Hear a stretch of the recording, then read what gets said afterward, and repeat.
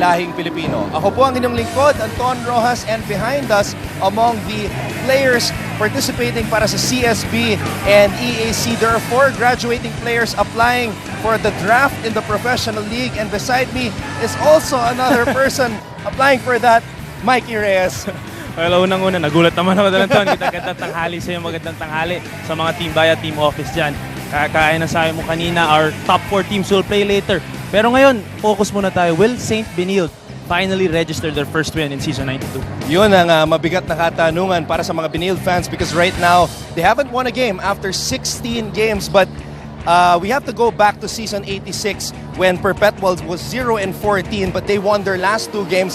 So, Saint Benilde right now is hoping to duplicate history by not ending up winless this season as we take a look at the team standings. Well, tingnan mo nga yung standings natin. Sabi mo nga, itong Saint Benilde 0-16, but they have 2 chances pa to get the win. And unang-una dito makakalaban nilang EAC Generals. Of course, wala na, tapos na ang Final 4 picture natin. Pero looking at both these teams, of course, EAC Generals would want to tie itong Lyceum Pirates para maganda-ganda naman ang exit nila dito sa Season 92. And of course, the talk of the whole game, itong Saint Benilde Blazers, of course, they will try to get that first elusive win. If not today, meron pa silang Friday, but I'm sure Coach Gabby Velasco would want that today. At susubukan talaga ng Benilde na manalo ngayon dahil undermanned ang EAC, suspended si Sydney Onwubere at hindi maglalaro ang kanilang team captain na si Francis Munsayat, who suffered that bad fall sa kanilang huling laban kontra sa San Sebastian. Aasa ang EAC Generals kay Hamadu Lamino, kay Jorem Morada, and the rest of the Generals ngayong araw. Now, balikan muna natin ang unang pagharap ng dalawang kupanan na ito kung saan fenomena ng EAC at CSB. Of course, sabi mo nga, fenomena nga ng EAC itong Saint Benilde Blazers. Across the stats, talagang malaki ang nilamang nitong EAC, pero makikita mo dito yung 3-point field goal percentage. 2 of 17 lang itong CSB Blazers. Kabila naman 10 of 27, dun pa lang mahirap nang manalo if you're not scoring from the outside para dito sa CSB Blazers. And also, they are not scoring from the outside. Hindi pa sila ganun ka-agresibo because they only had 8 free throw attempts. Sa kabila naman 21 and 14 of those came ang naipasok ng EAC Generals, pati sa on the defensive and 8 blocks para sa EAC. Only 2 for the CSB Blazers. So marami ang kailangan gawin ng CSB, maraming adjustments ang kailangan nilang gawin at natutunan nila, of course, sa second round. Of course, after those games, natuto sila marami. And I'm sure malaki-malaki ang adjustments na ginawa ni Coach Gabby Velasco in San Juan. Pero sa kabilang panig naman kay Coach Ariel Season, mas maganda ang kanilang pinakita this season compared to Season 91, especially in their back-to-back wins kontra sa JRU at LPU. Kaya lang sa kanilang huling laban noong Huwebes, sila ay nabigo kontra sa San Sebastian. Well, that's what you were saying. Alam mo naman, ang San Sebastian second round, talaga namang uminit itong team ni Coach Egay Macaraya and their latest victim, itong team ni Sydney Onwubere. Like what you were saying, wala nga si Sydney sa game natin today because of twin technical fouls. Na technical siya nung first half, getting into an argument with Coach Egay Macaraya of the San Sebastian Stags. And nung fourth quarter naman, ayun, medyo siniko niya doon. Itong si Costello, hindi naman tumama pero natawagan din siya ng technical doon. Kaya nga early exit para kay Sydney Onwubere. And unfortunately, suspended din siya sa game nila today. Pero Ang ginawa naman ni Sydney nung game na yun, despite that ejection, is 19 points, only 22 minutes of action. Of course, yung 7:21 left, hindi na niya nailaro yun. 7 rebounds, an assist, a steal. Pero yung 5 turnovers, alam mo naman, you have to take the good with the bad with someone like Sydney Onwubere na talaga namang agresibo. But like you said, wala nga si Sydney, wala si Francis Monsayac, IG King is there, Jorem Morad, and of course, Hamado Lamino. We will see kung sino mag-step up para sa EAC.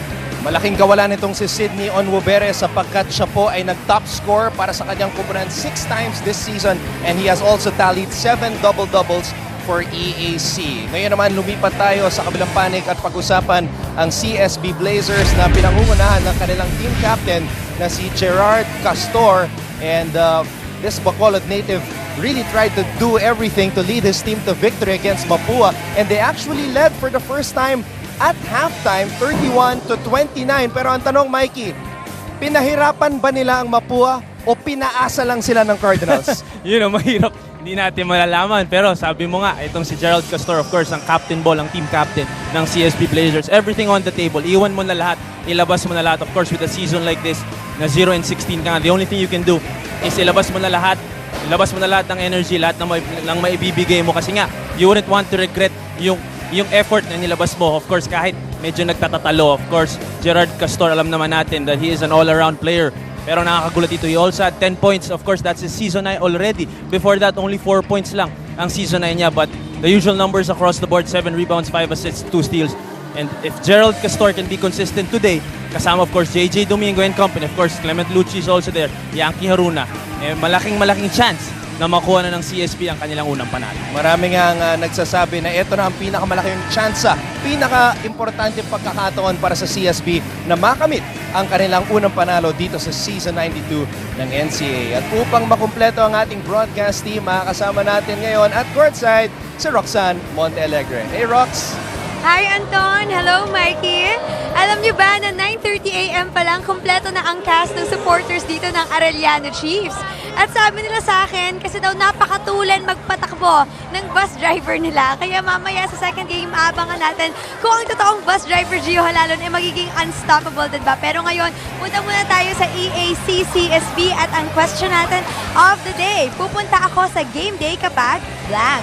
Gamitin nyo ang hashtag NCAA Season 92 para sagutin yan, at pwede nyo rin yan i-tweet at ABS-CBN Sports, at makita rin ang social media handles namin ni Anton Rojas at Mikey Reyes on your screen. Pero para sa akin, pupunta ako syempre sa game day kapag makikita ko ang aking mga idolo, because I wanna bring smiles to their faces. Kayo Anton, Mikey. So who did you give smiles to today, Rox? Sino mga idol? Actually, ito, ngayon wala pa yung idolo kong si Gio Halalon. So ito munang bata, say hi. Ayaw niya. Medyo camera shy. Hindi pa marunong. Tuturuan natin mamaya. Sige, alamin din namin mamaya kung paano mo ipapasmile si Giovanni Halalon sa ating second game. Thank you very much, Rox. At sa aming pagbabalik, magsisimula na po ang ating unang laban. It is the EAC Generals versus the CSB Blazers dito sa NCAA Season 92. 10 kulay, isang laban.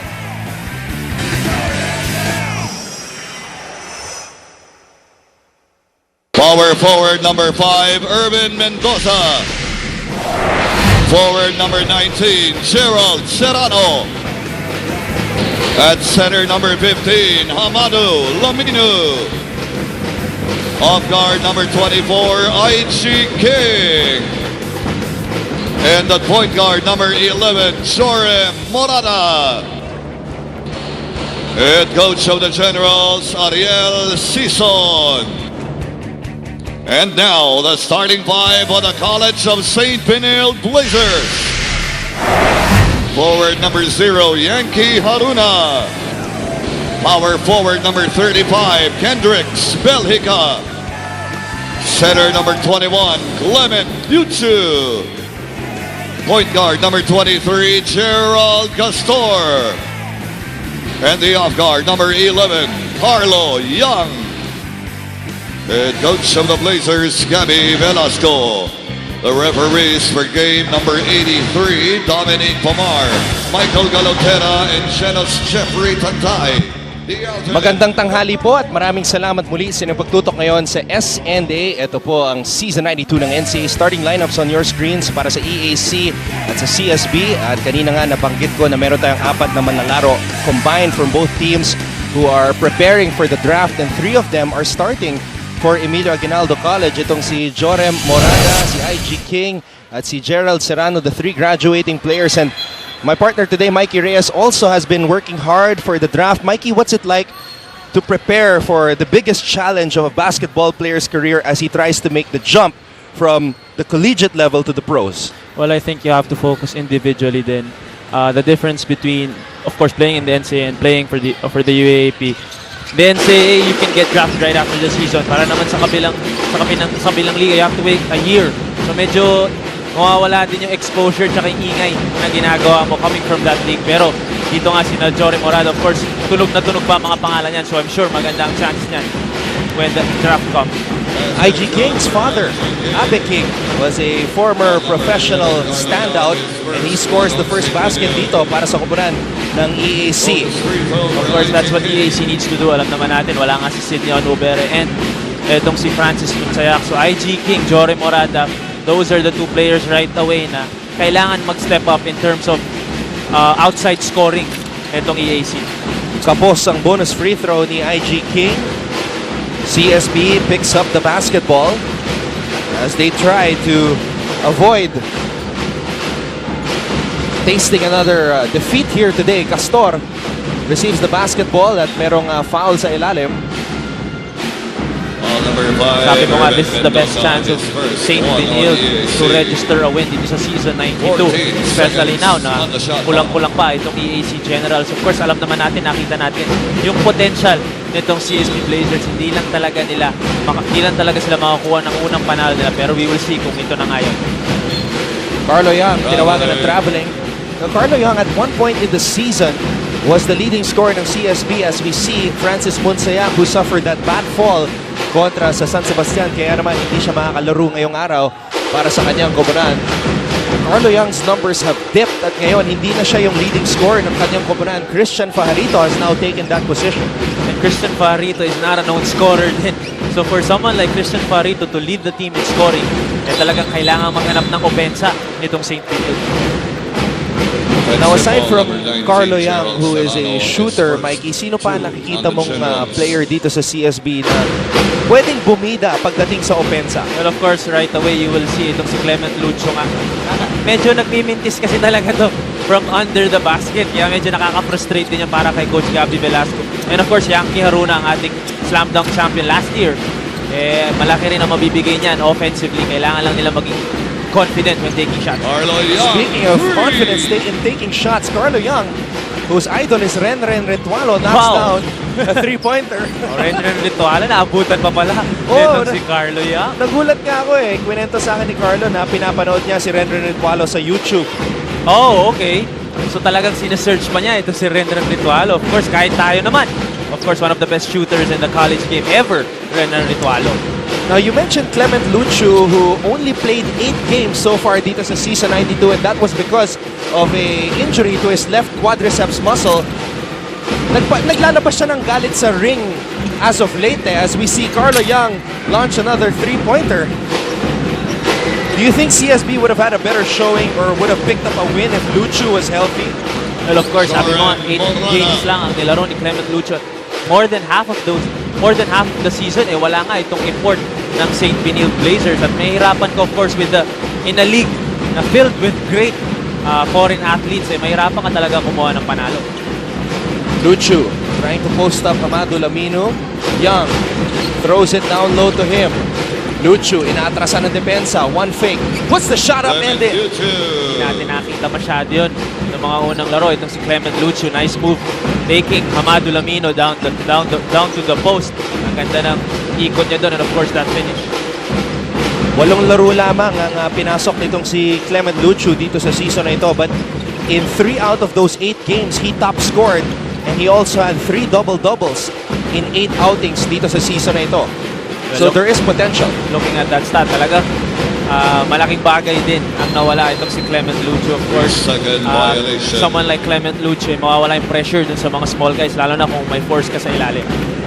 Okay, balikan muna natin ang ating kasamang si Roxanne Montelegre. Rox?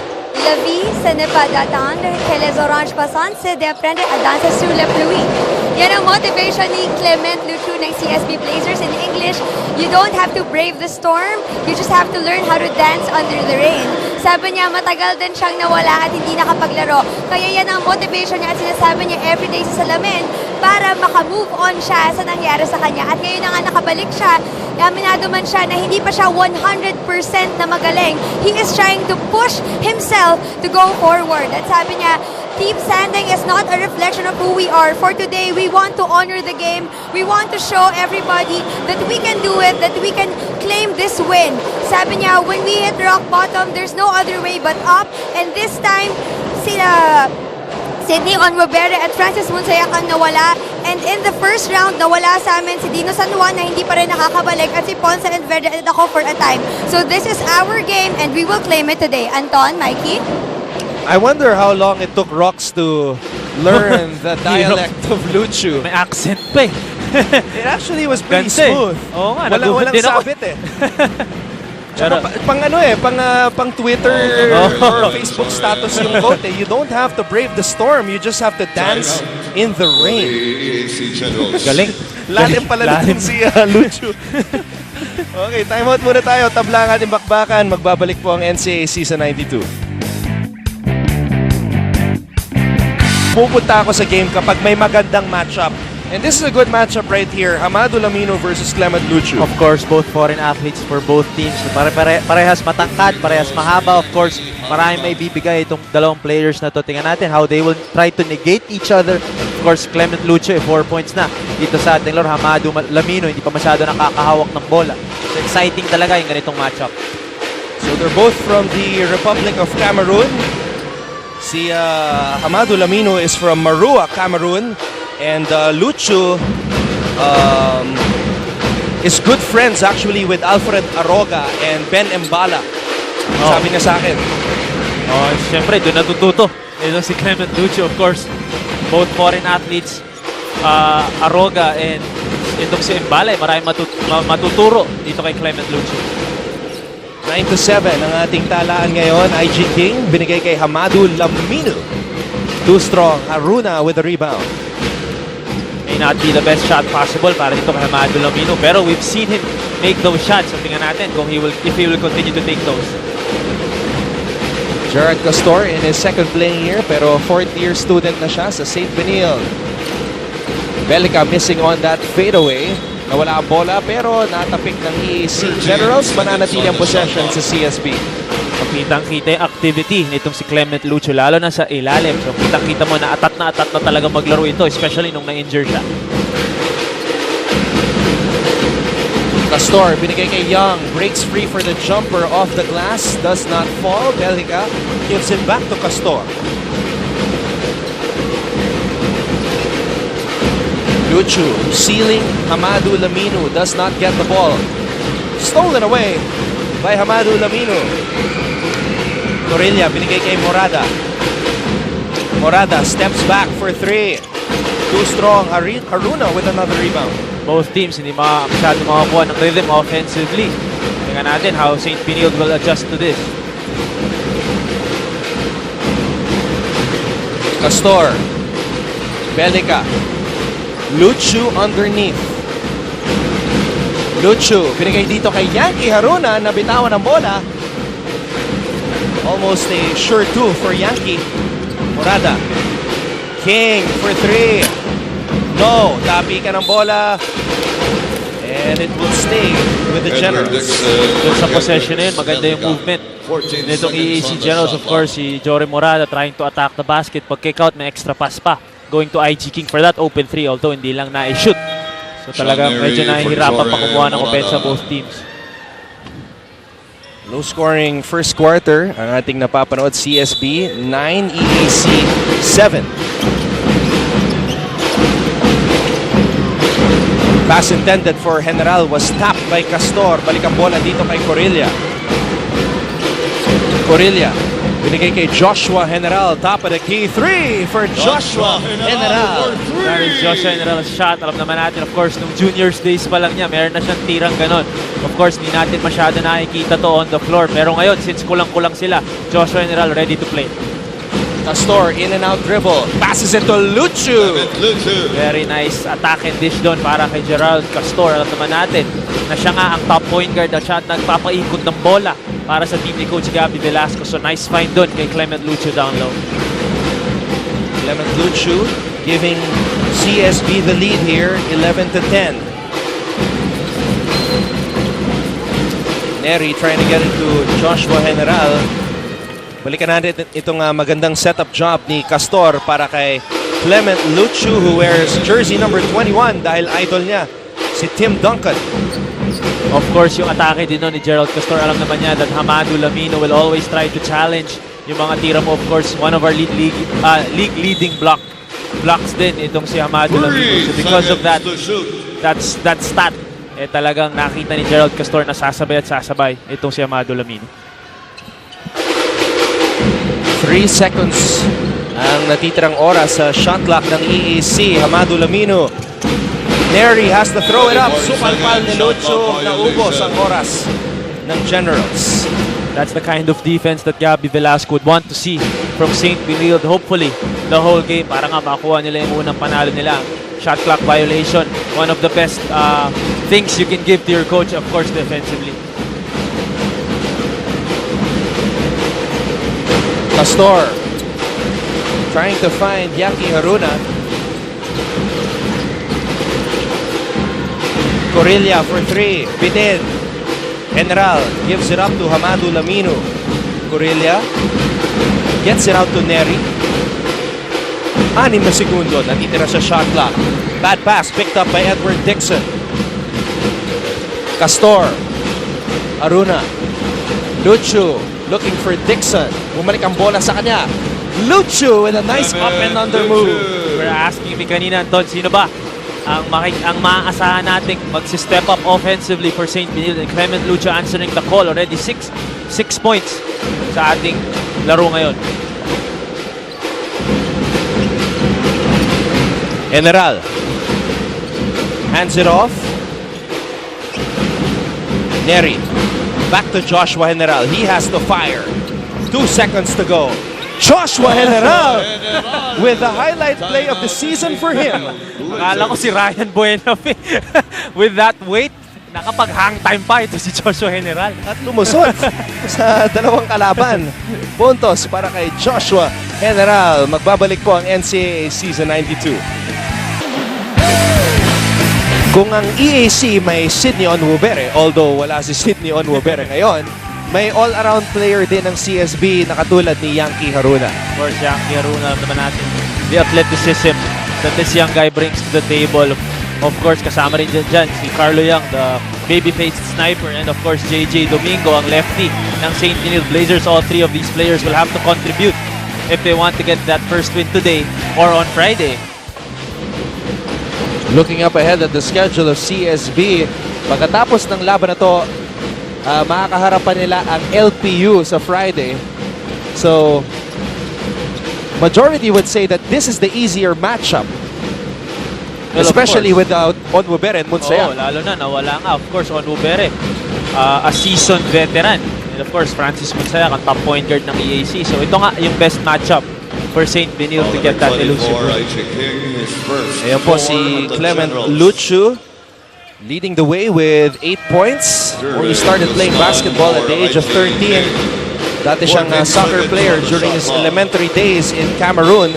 And he arrived in CSB noong 2013. So halos 3 taon na siya nandito sa Pilipinas.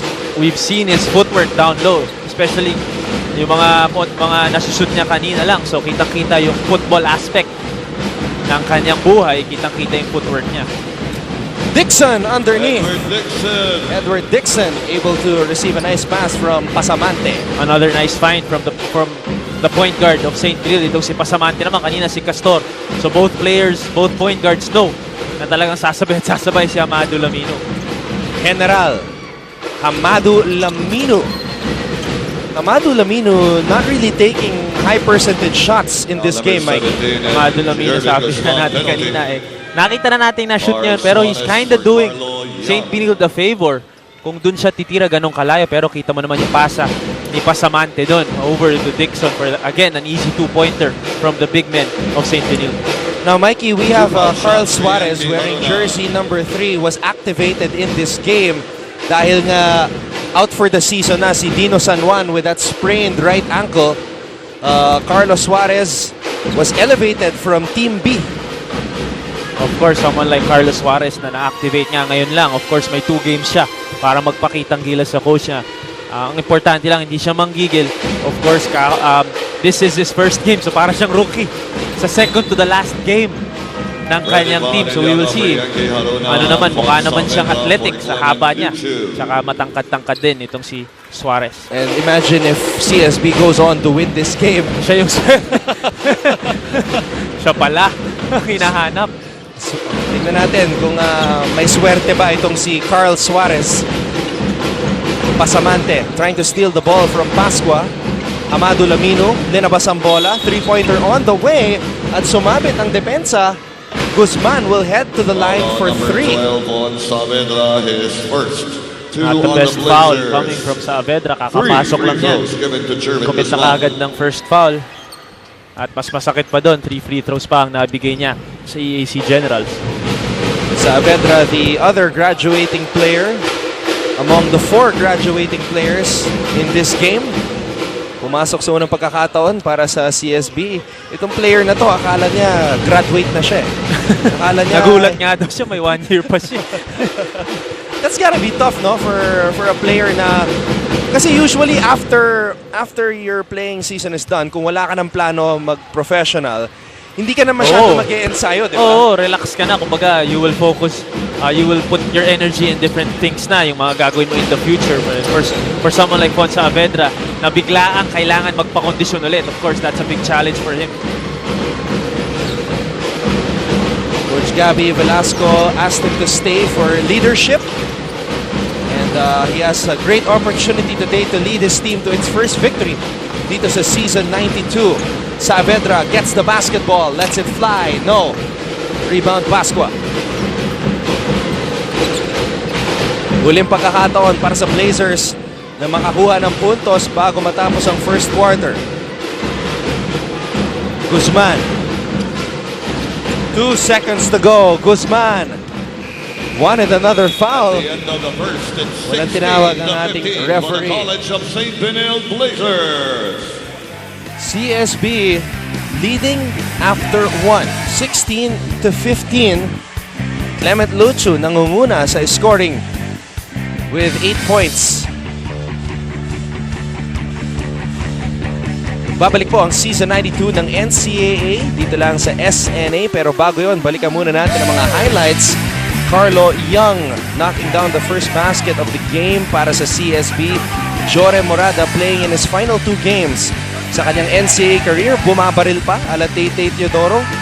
Clement Lucho up and under moves. As I mentioned earlier, siyang nangunguna. And this highlight play by Joshua General. Ryan Buenafe, Joshua General. Parang Ryan Buenafe, hindi yung San Sebastian Staglets days. Yung Ateneo na. 16-15 ang ating talaan. CSB leads EAC. Magbabalik po ang NCAA Season 92.